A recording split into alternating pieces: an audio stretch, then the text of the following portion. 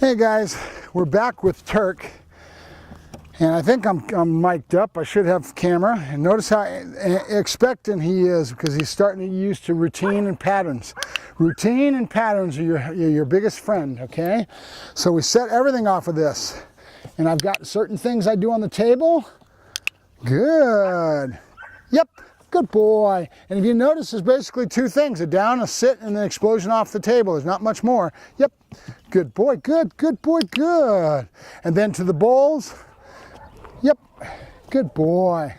Good. But I've also brought out a toy, okay? And I want you guys to accent these toys today because what I'm after is to try to get the dog high on his new toy that I'm going to need for his environmental, which is coming up. He's 12 weeks old now. Monday was 12 weeks old. And so we have this to work with, but I want to get him high on this toy. Yep. Good boy. And I want to accent to you folks that I call it play with a purpose, okay?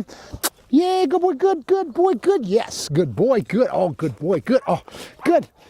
Yes, good boy, good. And I will start things like a 2-ball type of a session early on.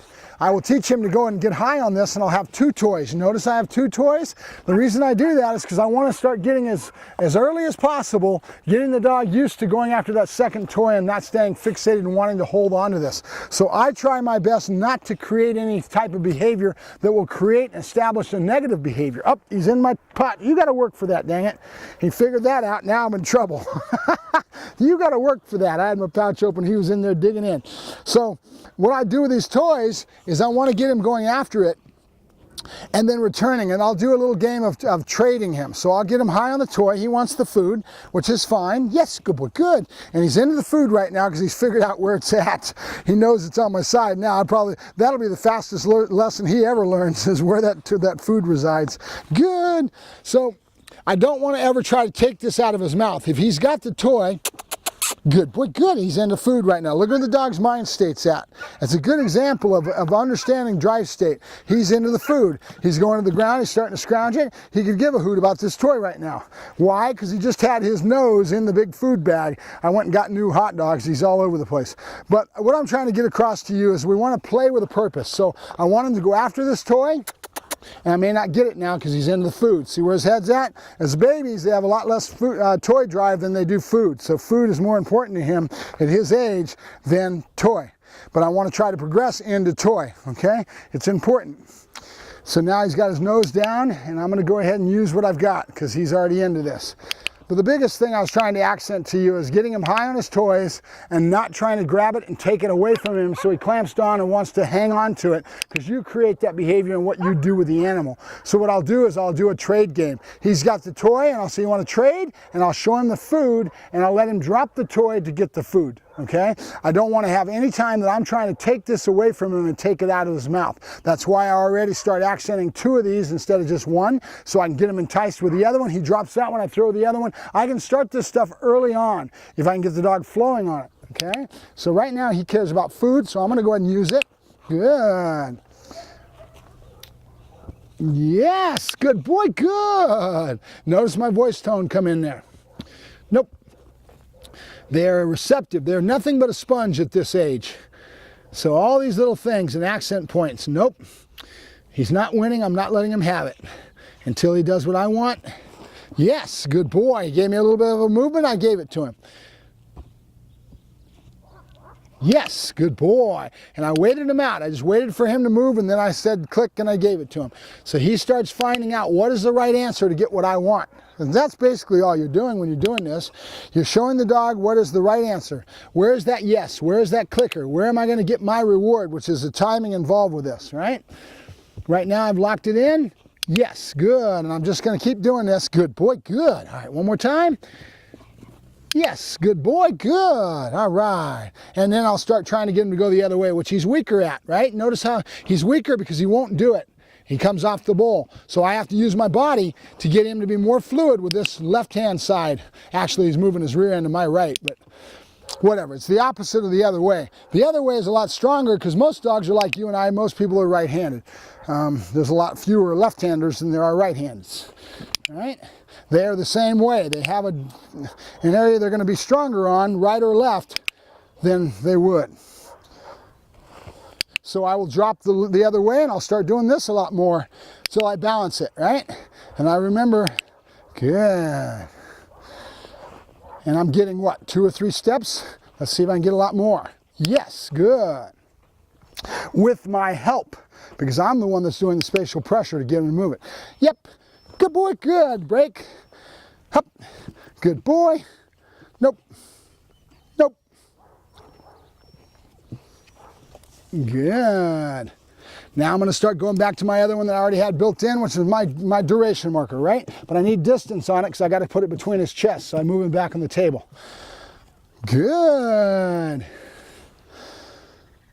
Good. Good. Notice that time level. And this is only with 2 sessions. We worked yesterday and we worked today, right? You've seen everything I've done with him over the last couple of days. Good. Good. Now he's actually waiting for that time, and I've stretched it a little bit more. Yes, good boy, good. We wouldn't want to stretch it so long that he starts getting bored and starts other negative behavior like getting up or whatever it is. We want to keep it low enough that he can win. Remember, we get a lot more results from a dog that's winning from his behavior. Good. Now he's getting real good. Now I'm going to start, challenging him. And I'm going to start moving. Nope.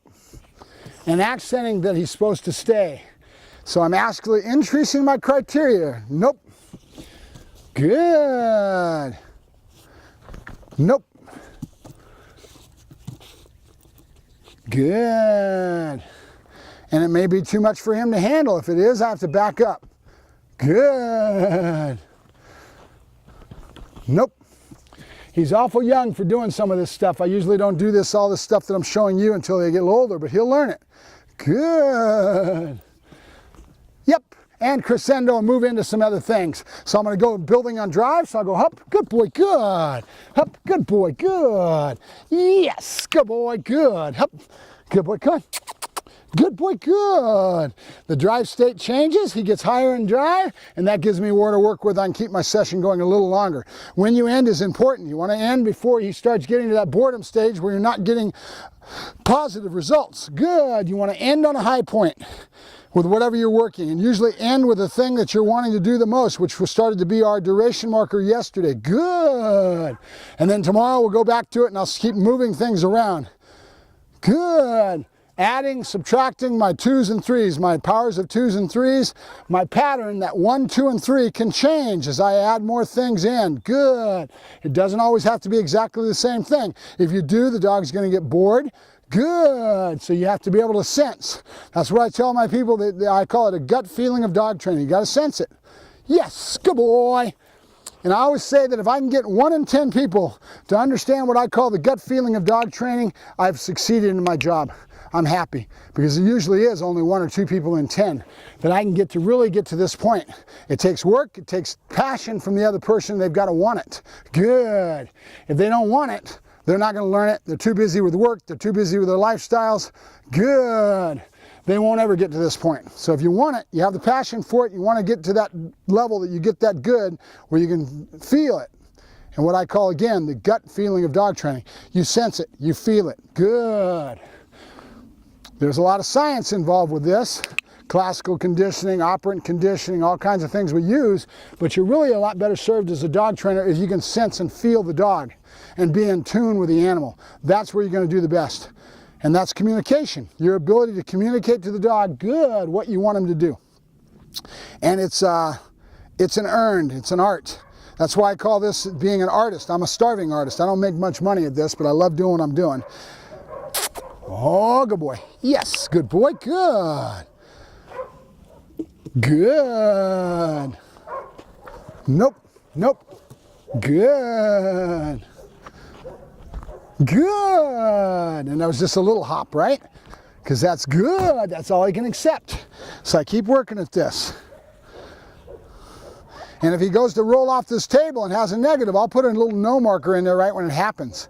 Good. Because he's learning from that. No is basically a negative, right? Good. Nope.